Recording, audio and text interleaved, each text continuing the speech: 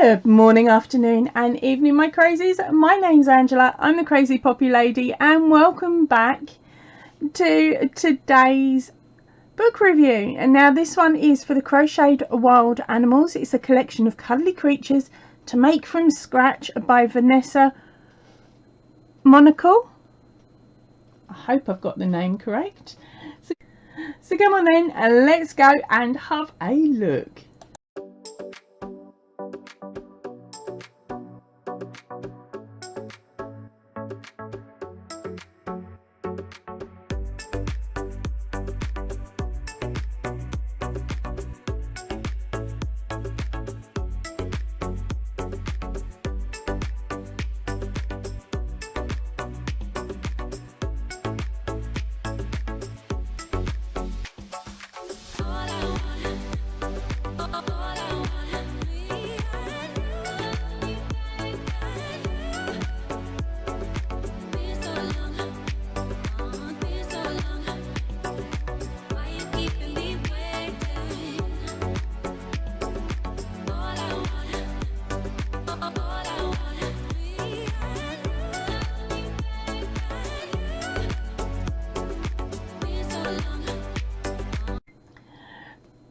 Right, so let's get started with some basic information. This, when published, was priced up at $14.99. It is an English publication, meaning the terms in here are in English. How confusing. Okay, and it was first published in 2013. Okay, so we have got some beautiful photographs of the different creatures that you could create with this book. A catalog. Look at this. Isn't this a cool setup? And here we go. It's where those wild animals roam. So the first section of the book is an introduction. Then we go on to the different animals. We have a camel, an elephant, a polar bear, a deer, a fox, monkey, snake, rabbit, lion, giraffe, owl, frog, flamingo and chameleon. Okay, and then further at the back of the book we have the techniques. So it's getting started, crochet stitches, finishing touches, abbreviations, conversions, supplies, a section about the author, acknowledgements, and of course the good old-fashioned index. Right, so let's flick through to the very first page. Right, so we have our introduction here. Quite short, sharp and sweet, really, considering some of the other ones that we've seen. And here are some of the crocheted animals. Now, I have not made anything from this book. This is not my book. This is borrowed from my local library. So if you like it and you have got yourself a library card, which is free here in the UK, if you haven't got one, get online and get one so that you can grab these, and it means then that you can keep each a copy of any book that you borrow from the UK local library for 2 weeks.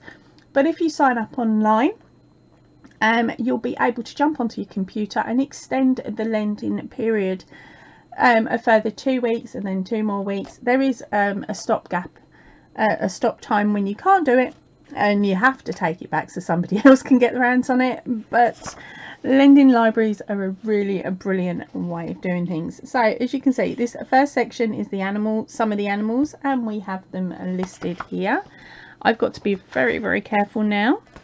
Okay, so our camel, I'm liking the way this page is laid out. We've got the camel to start off with, a little explanation about who it is.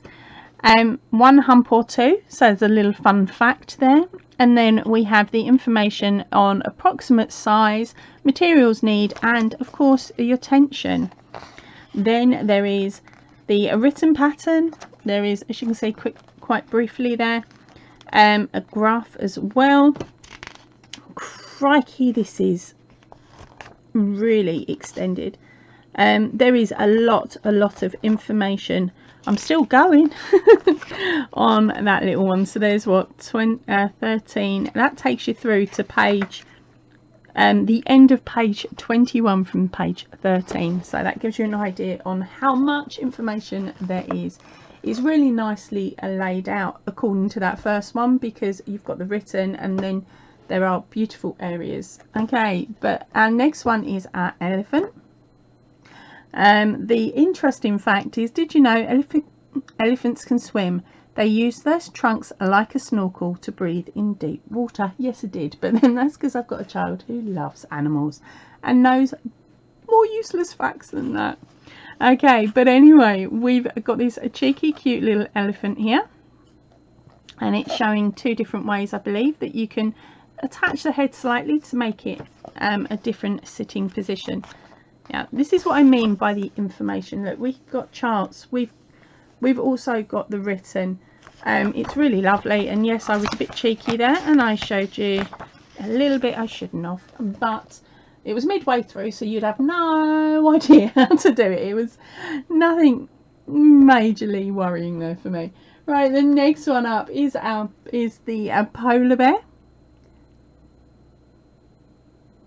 Their fun fact is polar bears can doze just about anywhere and any time. Crikey, it sounds like me.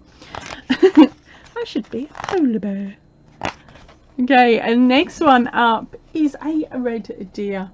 Okay, deers take their first steps within just half an hour of being born. That's an interesting fact. Okay, and again, there is written word, there is also a chart to show you how it should be looking if the words are a little bit confusing for you. Then we come on to the long-legged fox, as I'm going to cheekily call him. Okay, and they say foxes have whiskers on their legs as well as around their faces. Right, I'm going to see if she knows that fact. She probably does. Right. So yeah, as you can see, there's lots there, and again there are a lot of pages. The next one up is a monkey. That looks very similar to one that I made that got removed for copyright. Not a pattern by me, by the way. I found it online for free, and then it got removed as I got halfway through. But yeah, as I said, here's the photographs. Groups of monkeys are known as a tribe, a troop, or a mission. Yep, I knew that. Right, so there's the cheeky monkey. I'd have to add more stitches in on that tail because I can see the stuffing. Right, the next one is a snake.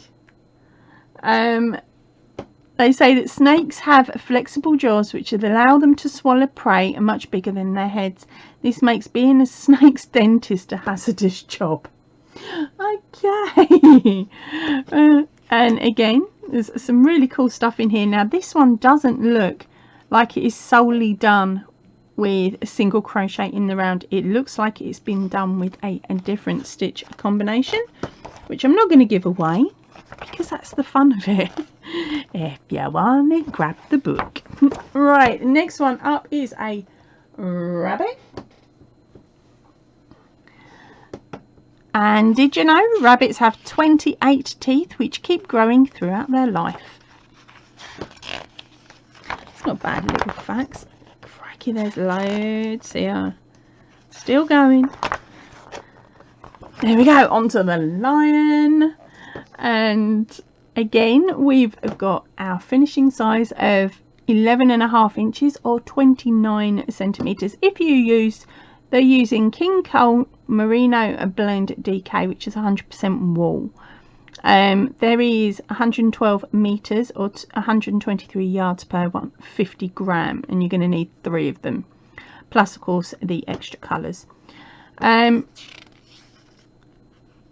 Yeah, so hold on, what's the cheeky fact? That is, lions can reach speeds of up to 50 miles per hour, 81 kilometers an hour, but only in short bursts, as they don't have the stamina to run marathons and can't find running shoes to fit them anyway. I tell you what, the person that wrote this book has got a brilliant sense of humour.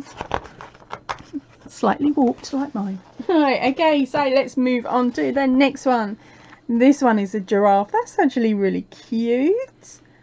This one will stand approximately 29 centimeters or 11.5 inches tall, but it does, that measurement does not include the ears, so you can make it look taller. Okay. The cheeky fact on this one is giraffes are born with horn-like structures called, oh cripes, ossicones. That's how I'm saying it. That's bound to be wrong. If they were okay, so giraffes are born with horn-like structures called whatevers on their head. If these are tufts of hair on the top, if there are tufts of hair on the top of them, the giraffe is probably a female. So bless, the boys are born bald. Oh dear, I really should read these before I try to read them out loud. Okay, next one. It's an owl. Now, did you know, even though owls are a solitary bird, the collective noun for a group of owls is a parliament. Doot doot. Yeah, I knew that one. Okay, now this one is going to stand around 9 inches or 23 centimeters high if you use the same yarn as them. Okay, I'm not going to read that one out because it's a French yarn. I've never heard of it, but then I'm not that experienced with them, am I? Okay, on to the next one. It's a frog. He's quite sweet. Look at the bendy legs on him. Now he stands in at right, the body measures 5 inches or 12.5 centimeters in diameter. Total length is approximately 14 inches, which is 35.5 centimeters. So that's if he's stretched out on a table.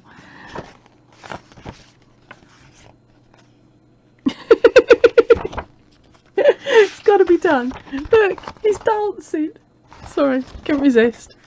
Okay, and next one up is the flamingo, and the finished size is approximately 30.5 inches or 77.5 centimeters high.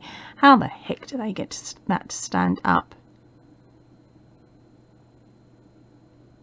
It doesn't say anything in here about wires. Oh, I would have fun with that though. I would make it and then turn it into a puppet. What are they called? The ones with the, basically a Pinocchio style puppet. So it has the strings and the cross beams that they're hung onto. That would look so cute. I'm not making it though.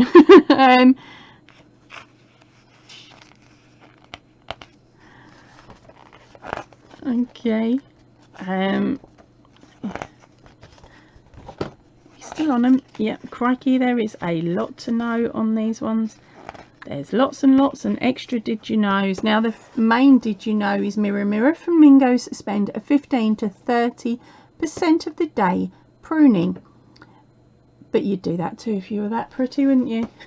That's what it says pretty much. Right, let's move on. It's a chameleon. Okay, so this one will measure in approximately 14.5 inches or 37 centimeters long. They use the King Cole Mirage DK, which is 50% wool, 50% acrylic. Of course, other yarns can be substituted. Because this is an older book, I don't know whether that yarn is still in use. Okay, and the fact is that some chameleons change colour as a camouflage, and then they make the joke of where's he gone. So basically you use whatever colour you like. Have you seen this top photo though? They've made another set of legs. So it's eating a frog. Ew, sick and twisted. Okay, so now we've gone through all of the patterns in this book. And now it's a case of having a look and reading how to get started. They're talking about stitches, rounds and hooks and tension, different crochet stitches that they've used, needles, substituting yarns, how to read a chart, how to slip knot, how to hold a hook, although we can all hold it differently. As long as the stitch is created the same similar way, it will look the same. Right, and then they've got a section on holding the yarn. Again, we all do it differently. You find a way that's comfortable for you. Then we've got chains, slip stitch. Please remember this is in UK terms, so of course they go chain, slip stitch, jump straight to double. If you're in the US, it would be chain, slip stitch, single crochet. Okay, so there we go. Lots and lots of other bits and pieces in here.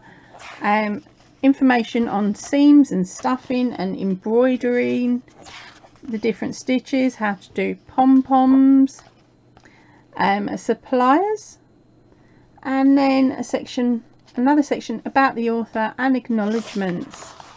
So there we go, and that is the end of that book.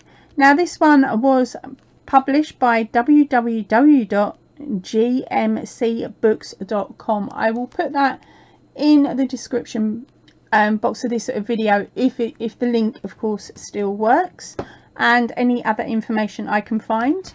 I will also try and pop links to other places where you may be able to purchase this book, but please remember I'm in the UK. If you are in another country and you have found it in your country, please pop a comment in the comment section so I can transfer that information over so another crazy can also get their hands on this book. And please remember, drop a comment in the comment section. Tell me if it's a book that you think would make it to your bookshelf, or whether you would borrow it, or whether you wouldn't bother at all. Right, that is it for me for today. I hope you've enjoyed the look through of this book, and hopefully I will catch you again really soon with another one. So keep an eye out next week. Goodbye everybody. So please remember, stay chilled, stay happy, and keep crafting. Ta-ra!